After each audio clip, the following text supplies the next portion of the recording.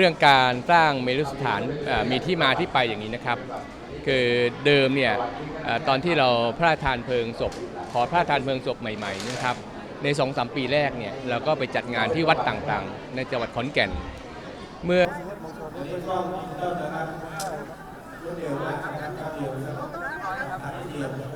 ระเบียนนะครับตอนนี้ขอความกรุณาท่านไปเลื่อนรถด้วยนะครับขอบคุณครับขอบคุณครับ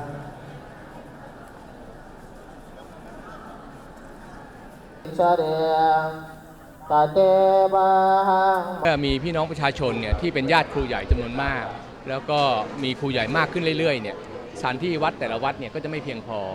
ก็เลยมีการดำริให้ย้ายสถานที่ประกอบพิธีพระราชทานเพลิงศพครูใหญ่มาที่ศาลา25 ปีของมหาวิทยาลัยขอนแก่นนะครับดุติยมเปมารังพิสามาริงโสชามาริจเรบุปะสมัสสะสัพเพปัตตะบาดัมมินัง